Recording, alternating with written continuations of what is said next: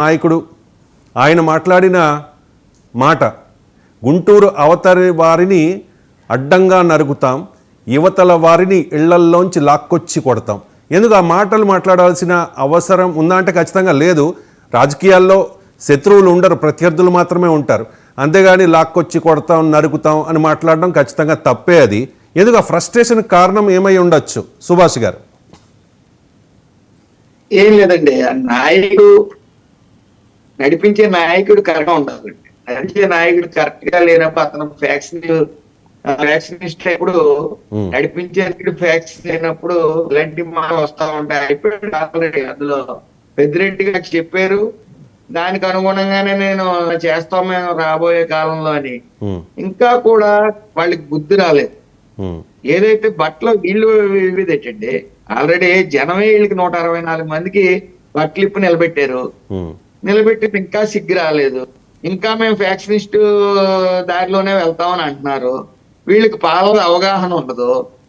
అసలు జగన్మోహన్ రెడ్డి గారు 5 సంవత్సరాల్లో ఈ రివ్యూ మీద ఏమన్నా పెట్టారా? క్యాబినెట్ మీటింగ్ ఎంతసేపు జరిగింది? ఒక 1 అవర్ క్యాబినెటింగ్ అక్కడ పోయేది. సచివాలయం ఎన్నిసార్లు ప్రజలకు అందులో ఉన్నాడు ఆయన.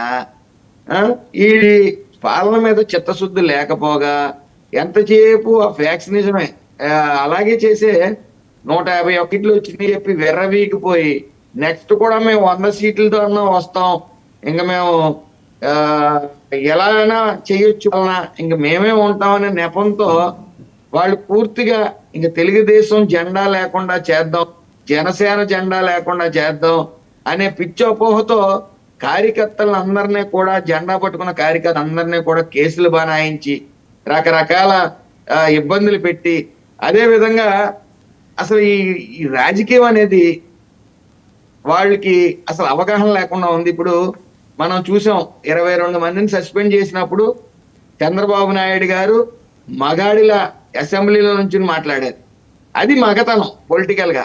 అంతేగాని ఇప్పుడు మాకు బాబు బాబు బాబు అనుకుంటానే అర్థం లేదు, వాళ్ళకి ప్రశ్న లేదు.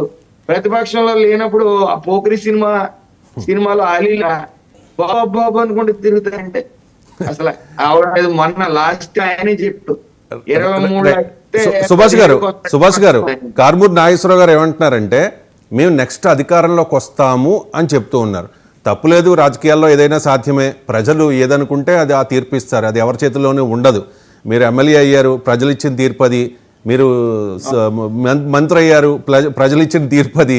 ప్రజలు ఇచ్చిన తీర్పుకు అనుగుణంగా చంద్రబాబు నాయుడు గారు మిమ్మల్ని మంత్రి చేశారు కదండి.